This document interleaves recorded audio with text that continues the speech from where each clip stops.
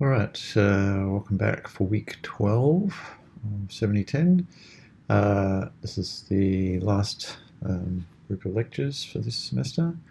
So the topic today is the simply typed lambda calculus, which is the STLC chapter of the book, and we'll do a little bit of the STLC prop chapter just to look at some of the theorems that they prove there. We won't look at the details in a big way. And there's really a lot more we could say about the lambda calculus. We could do many courses on it. So this is really just touching the surface and just giving you a bit of an idea of what it looks like in a formal sense. We also, in the book, they go on to do quite a lot of type system stuff, sort of starting from about this point onwards. So this chapter actually depends on the types chapter, but since we won't be covering that chapter, you don't need to use that chapter if you don't want to.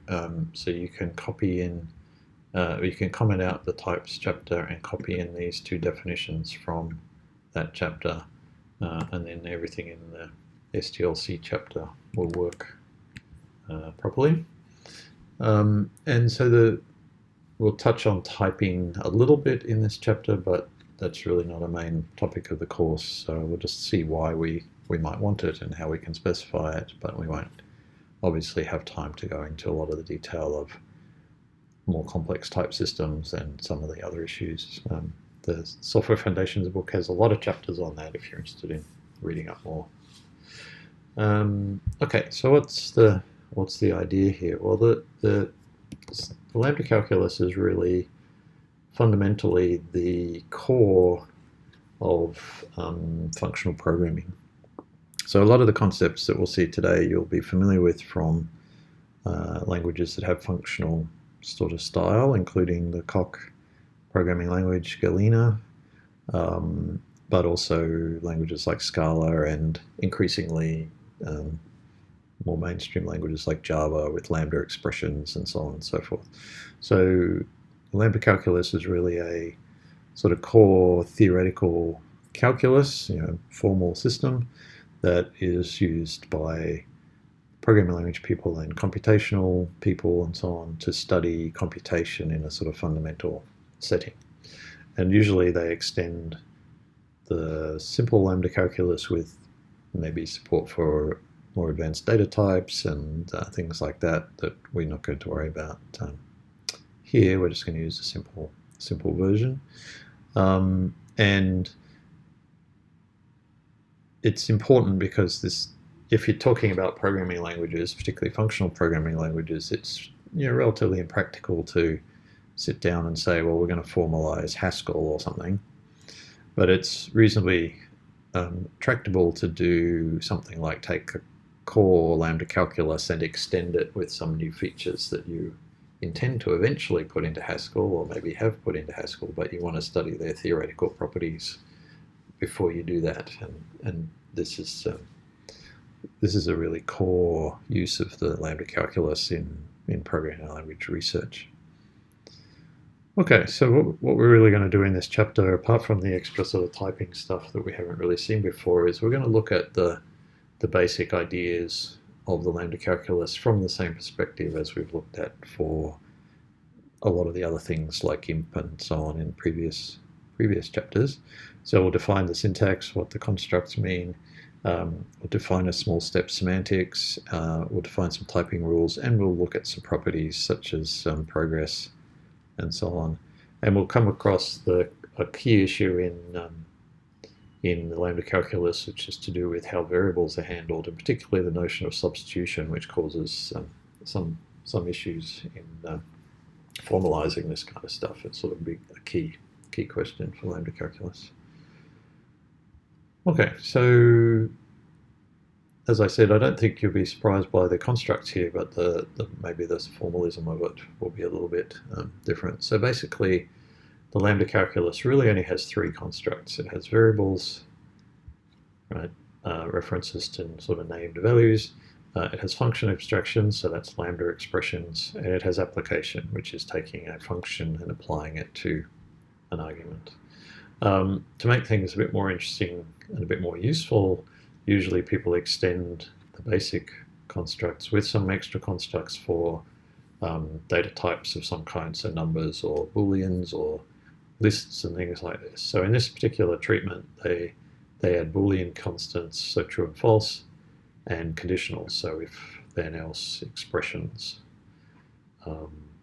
So that just makes it a little more interesting, but fundamentally the Lambda calculus is really just these three basic constructs. And if you look into the theory of this, it turns out that actually you can encode data types using the basic constructs without having to build them into the language. So there's a whole literature of how to encode booleans as functions or numbers as functions and things like that. So in a fundamental theoretical sense, you don't need these extra constructs like boolean constants and conditionals and things. You can encode everything directly in the Lambda calculus. And there's some deep theoretical results out there that say things like the Lambda calculus is equivalent to Turing machines computationally, for example. But it's a different sort of way of thinking about computation.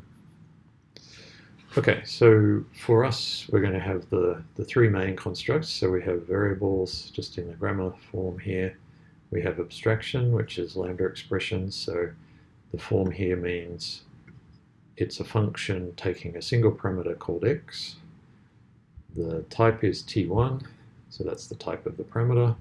And t2 is a term that represents the body of the function. We have application, which is just t1 is going to hopefully evaluate to a function, and t2 evaluates to the argument, and then the application applies the function to that argument to get some answer. Then we have the two Boolean constants, true and false, and we have the conditional if then else expression. So remember, it's in this sort of language, it's an expression, so it yields a value, as opposed to, say, in the imp language, where it was a statement and it didn't yield a value as an expression. Okay, so this is the sort of core thing, and I'm sure you've seen versions of these things in different languages, so it shouldn't be too unfamiliar.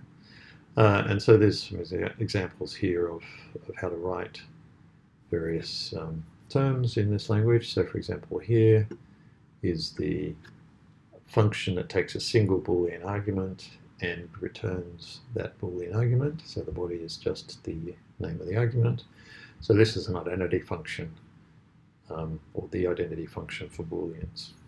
Okay, and here is that function again, but applied to the value true. So when evaluated, this will pass true into the parameter x and return it, so the whole value of the expression will be true. Similarly here, we've got a function with a single argument that's Boolean, and the body is an if then else. And if you think about what's happening, is it's going to test the argument. If it's true, it's going to return false, and if it's false, it's going to return true. So this is the not function. This is the Boolean complement function. It's not required for a function to use its arguments. So here we've got a body that's just true. So the x argument is just ignored. So this is a constant function. It takes an argument but always returns true. We can sort of think of functions that take more than one argument, although in this language and also in Coq, all functions actually take one argument. So really what we've got here is a function that takes x as a bool, and that returns another function that takes y as a bool, which then returns x. So it doesn't so much matter if you think about it that way, or if you think about it as, well, this is kind of like a function that takes two arguments and returns the first one. Okay, they're sort of equivalent to the idea. And we've looked at things like currying and so on earlier in the course. So here's that function again, applied to false, and then the return value of that is applied to true. Right? So x will be false and y will be true. And so the answer of this expression will be false because we're returning x.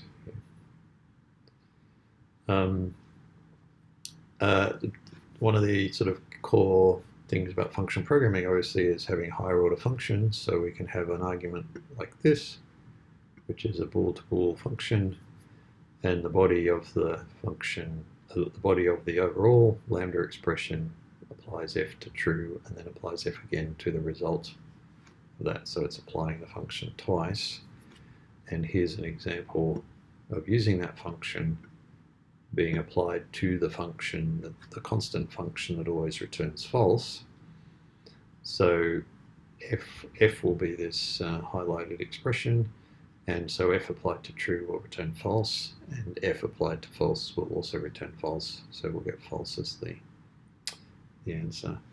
So this is kind of the scope of it, and again, I think a lot of these issues will be familiar to you from units like 332 and so on in Scala, for example.